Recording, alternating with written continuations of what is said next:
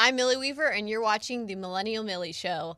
Well, the whole nation is still talking about the fact that President Trump's home was raided by the FBI just mere days ago. The Biden administration came out and had a press briefing denying that Biden had any knowledge of a briefing that the FBI was going to raid the 45th president of the United States home, Donald Trump. Let's go ahead and take a look at this baloney that they're trying to spew during their press briefing. Independently, and we leave any law enforcement matters to them. It would not be appropriate for us to comment on any ongoing investigations. What Jean-Pierre did say, President Biden has been unequivocal since the campaign. He believes in the rule of law, in the independence of the Justice Department investigations, that those investigations should be free from political influence. The Search Monday was part of an ongoing DOJ investigation into the former president's. So there you have it. In this press briefing, Jean-Pierre reassured the nation that the Biden administration had no knowledge, they weren't briefed of this raid on the 45th president of the United States, his running mate, his opponent essentially in the 2020 election, and who is anticipated to run against Biden or whoever the Democrat runner is in 2024. We all know President Trump is planning to announce that he's going to run for the presidential election in 2024. This is their attempt to get out in front of that in order to stop him, to make it so he cannot run, because they are terrified. They know his ratings are doing very well. They know he's the strongest opponent that could actually come up against them, and they do not want that. So this is the weaponization of the Justice Department, of the FBI, against a former president of the United States, and they are just blatantly lying to us, saying, oh, there's no way that Biden knew. He wasn't briefed. Well, I'm telling you right now, there's no way that Biden didn't know that there was going to be a raid on President Trump. You think that the raid was just spontaneous? No, this was something that had to have been planned for at least a week or two in advance. Okay, they had warrants issued. The president of the United States is supposed to be getting briefed on these things, given that it was an executive government level thing that was happening, okay? He was, no doubt about it, briefed. But maybe they're right. Maybe President Biden doesn't get any briefs because maybe he just wears Depends. So that could possibly be it as well. Maybe he really is just the dementia-ridden, senile old man that they hide away in the basement, and the Biden administration just handles it all, and Kamala handles it all, and he just runs around on his vacations with his crackhead son, Hunter Biden. Well, here's the biggest news of all. Can you believe who actually issued the warrant for the raid on President Trump? A judge named Bruce Reinhart was the one who approved this raid on President Trump. Here's his image right here. Get to know his face, because this is very intriguing here as to why this man was the man to issue the warrant on President Trump. Apparently, this judge, Bruce Reinhart, has a history that's very politically charged, let's just say. He was a former Obama donor, and he was once linked to Jeffrey Epstein. Yes, you heard that right, Jeffrey Epstein. So he actually left the U.S. Attorney's Office. So he was working for the U.S. Attorney's Office at the time while there was an actual investigation into Jeffrey Epstein and his sex trafficking escapades. He left that position then to the very next day go work for Epstein's employees. Can you believe it? So he goes and works for Epstein's employees, only then to ensure that these Epstein employees get immunity deals. Yeah, that's right. He was the one who made sure that these Epstein employees, who were accomplices to Epstein's trafficking operations, he made sure that they got those deals. So these people were the employees of Epstein. For example, he represented Epstein's pilots, his scheduler, Sarah Kellen, and Nadia Marcikanova. who Epstein once called his Yugoslavian sex slave. These are the people that this man went to go represent and defend and ensure that they got immunity deals. And those very immunity deals with the federal prosecutors is what allowed for Epstein to, instead of being charged federally, to be charged at the state level. And at that point, at the state level, he was only charged with 13 months in jail. So let's just say you could argue that this Bruce Reinhart he played a very big role, I would say, in my opinion, in the cover-up of Epstein's sex trafficking operations. And so this is the very judge now, I kid you not, the very judge that signed off on the warrant for President Trump's home in Mar-a-Lago to be raided. It really makes you wonder, what did Trump have at his home in Mar-a-Lago? I mean, just judging by the cast of characters that we're seeing go after President Trump, it begs the question, did President Trump have Jeffrey Epstein's client list, or does he? Is that a possibility? And the real question also is, why has that list never been released? Elon Musk recently came out just a couple months ago and said, why hasn't the DOJ leaked Jeffrey Epstein's client list? I mean, we've seen this, the Justice Department, the FBI, wrought with leaks, right, when it suits their political agenda. But notice that Epstein client list sure has been protected, and it sure is classified, I'm sure. And I'm sure they're saying it's a matter of national security, given that many of the people most likely on his client list are politicians and men of power, women of power, Hillary Clinton and Bill Clinton and others, right? So this is the very intriguing thing about this whole situation. It just keeps getting more and more interesting. Very much more interesting. So, according to Trump's lawyers, the FBI removed about a dozen boxes of documents from the basement of Mar-a-Lago, and Trump had already given over 15 boxes to the federal government, to the feds earlier this year. So, I mean, I am curious as to what they might have confiscated, but I don't think it was much because according to Eric Trump in an interview, he stated that the Trump safe, which they were going on, right? They thought that there was going to be something in Trump's safe. It was empty. So Eric Trump says the safe breached by the FBI in Mar-a-Lago was empty. So that makes you also wonder, is it possible that this was some kind of a swatting, but a swatting of the sort that would actually backfire bigly on the FBI? It does make you question, why did the FBI need to be there for 8 or 9 hours? They were there from apparently like 9 in the morning until 6 p.m. or later in the evening. So what took them so long? If they had a warrant for specific items and they knew that those items were there, based on, being allowed to get that warrant approved, you'd think they'd just be able to get in, get what they needed, and get out. No, apparently it took them over 9 hours of searching. And they instructed Trump's employees at Mar-a-Lago to turn off the security cameras. And apparently they didn't even allow Trump's lawyers to be able to watch what they were doing, which you're supposed to allow the lawyers of the person you're searching to watch to ensure that their rights are not being violated. So that was also out of character and off from what's typically allowed. And good on the employees at Mar-a-Lago for not turning off the security cameras, because that'll be really interesting to see just what all they were doing. Apparently there have been reports that they were going through Melania's wardrobe.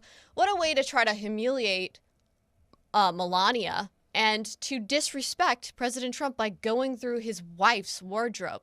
What a disgrace. The American people are rightfully upset about this. Rightfully so.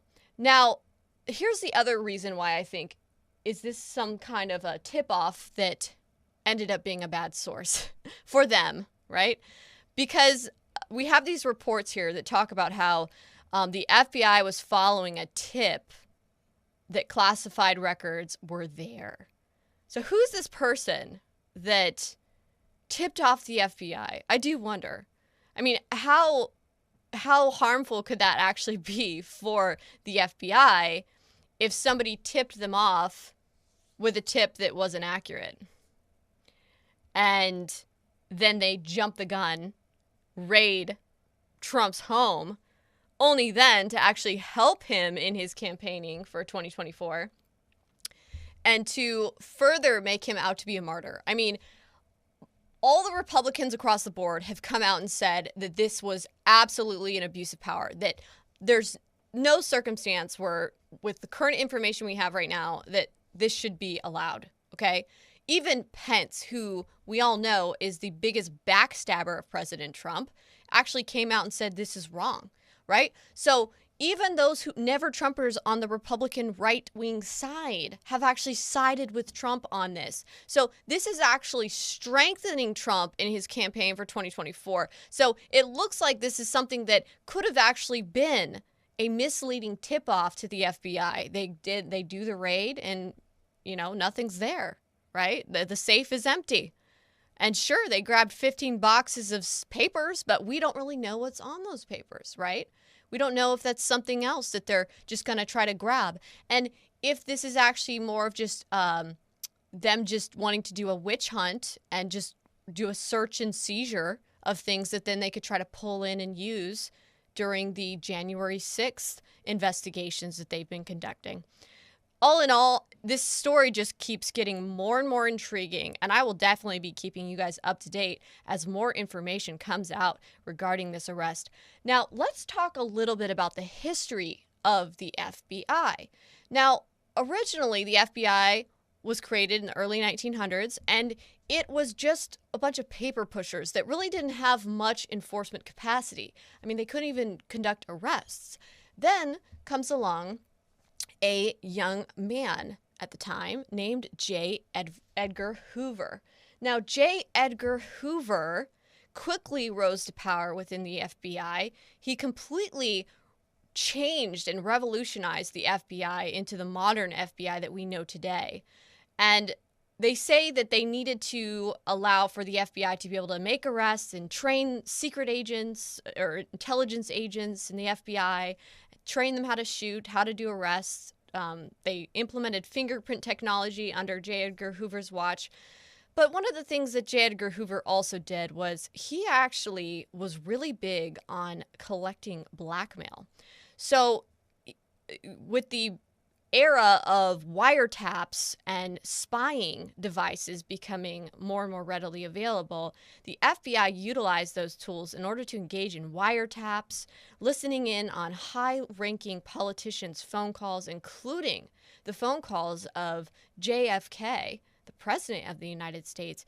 And apparently, J. Edgar Hoover had a book, a little book, essentially his files that he kept on all these powerful politicians and men.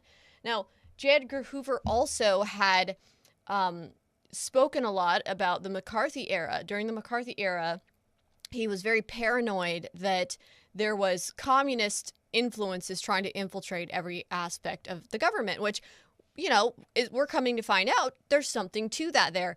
But he also was very adamant that there was a homosexual problem and that he believed that all these men in political positions that were secretly homosexuals were actually a national security risk and issue because the Soviets, the communists at the time, would go in, collect blackmail on them, and then extort them in order to get them to do what they wanted them to do. So he kind of starts out there with somewhat of a valid argument here where he's investigating, and come to find out though, J. Edgar Hoover himself was actually a closet homosexual himself, that he was hiding that as well.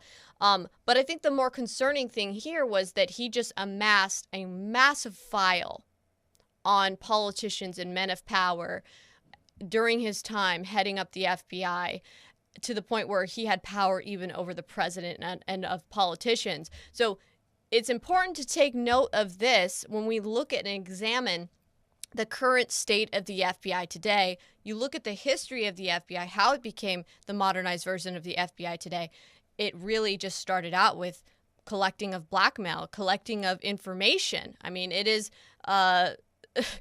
that is what the FBI was really created around. Now, of course, they said they were going after bootleggers, they were going after terrorists, they were going after these mafia gang members.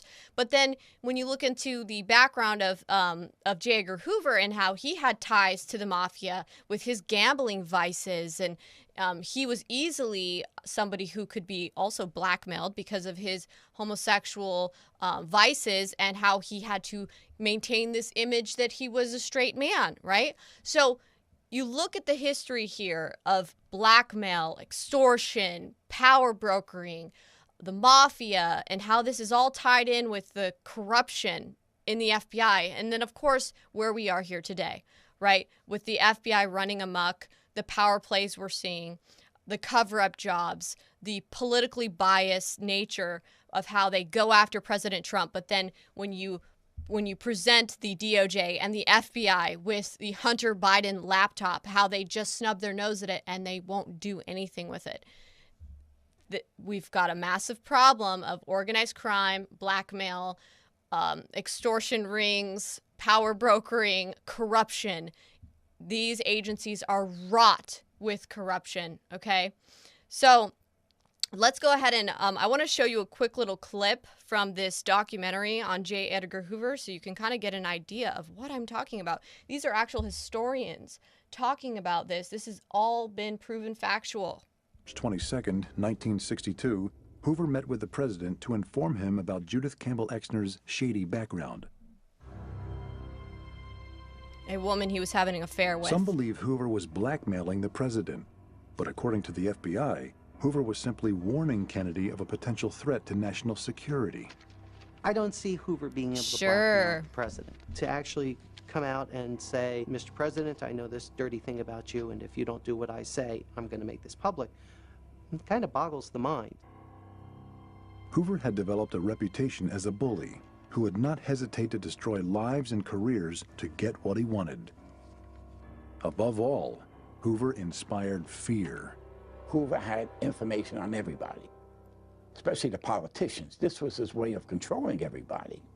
He knew how to do that. He was an expert in that area. He made it his business to collect gossip, so no one wanted to fool with him because they were afraid an FBI investigation would begin and they would become exposed. Hoover simply played upon their weaknesses, their skeletons in their closet. They said he had a black book on everybody. Even when he went before the Congress, he would reach into his pocket, take out his little black book and just beat it like that on the table, and boy, and once they saw that, he got everything he wanted. Neither the Congress nor the executive called him to account. He claimed he had secrets on politicians, and he used that as a weapon. That is no different than a mafia boss, in my opinion. The currency of Hoover's power was information. Private information that people wanted to keep hidden. But the FBI wasn't the only organization that knew how to exploit secrets. Hoover faced a powerful enemy and had secrets that, if known, could bring him down.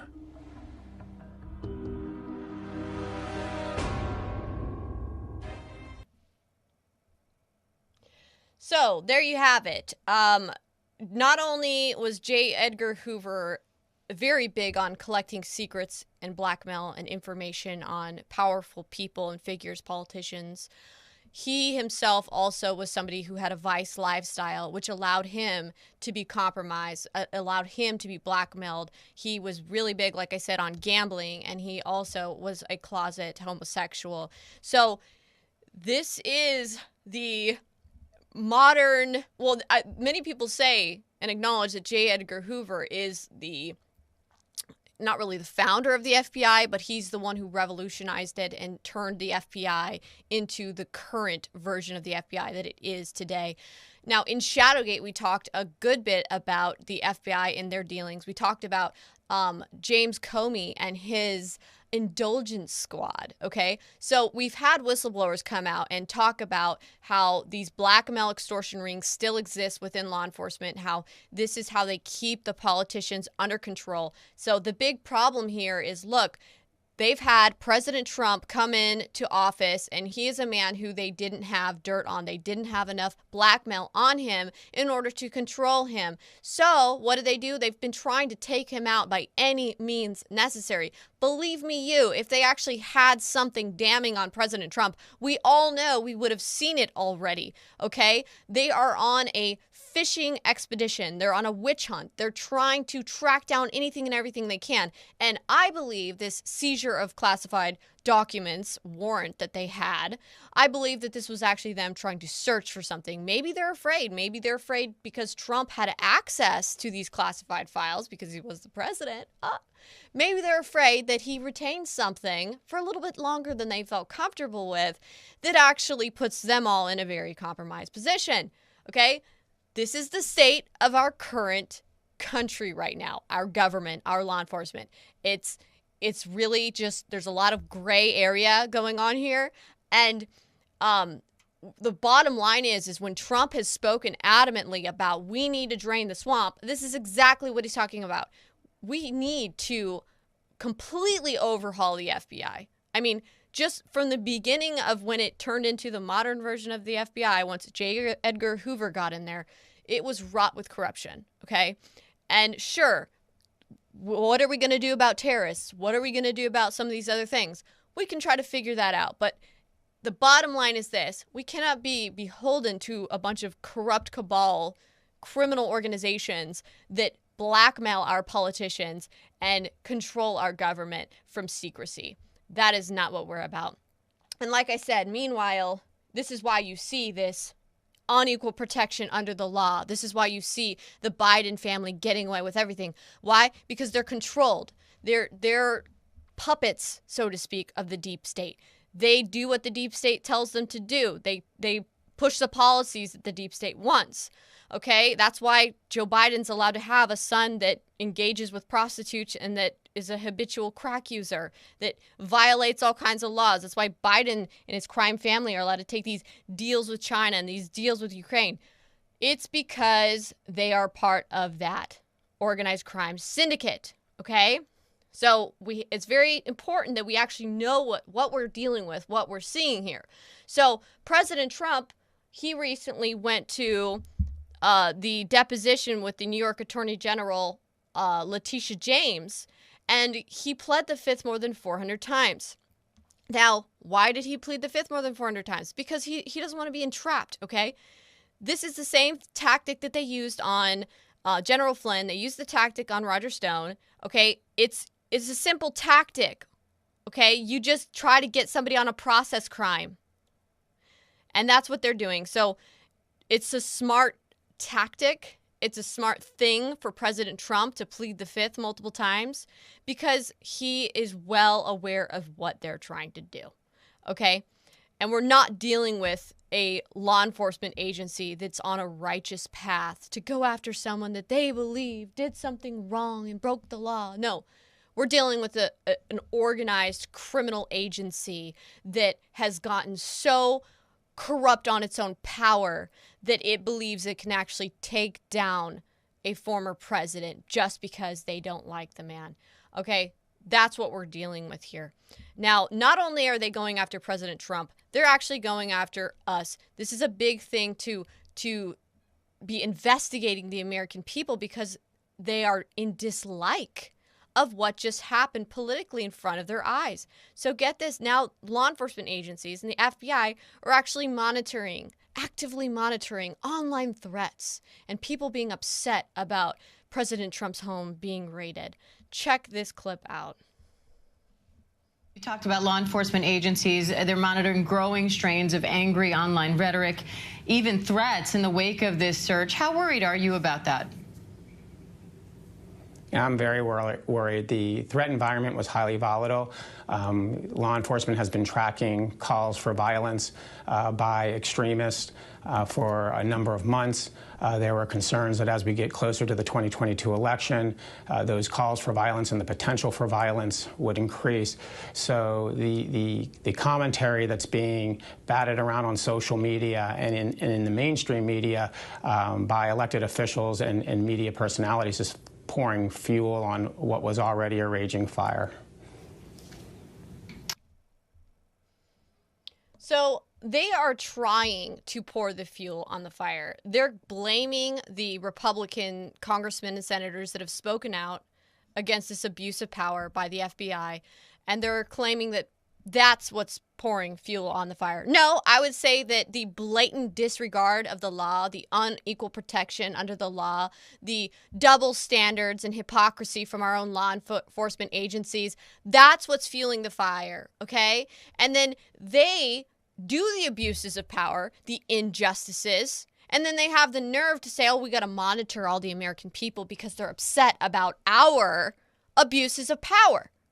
And then they want to blame that on people like Trump, people like our Republican representatives in Congress, right, in the Senate. But really and truly, they are the ones who are trying to throw the fuel on the fire because they want to create a right-wing extremism problem in America so they can all put us on lists, FBI watch lists, monitor us all, and spy on us all, and try to figure out a way to take us down because they want to be an agency that is just so fueled by their own power and corruption. They don't want anyone to be able to question them and their authority. It's really disturbing and disgusting that this is what we're dealing with in our country in this time period. Well, guys, I hope you guys enjoyed the show today. I will continue to keep you guys updated on the latest news surrounding President Trump and the witch hunts against him. I'm Millie Weaver.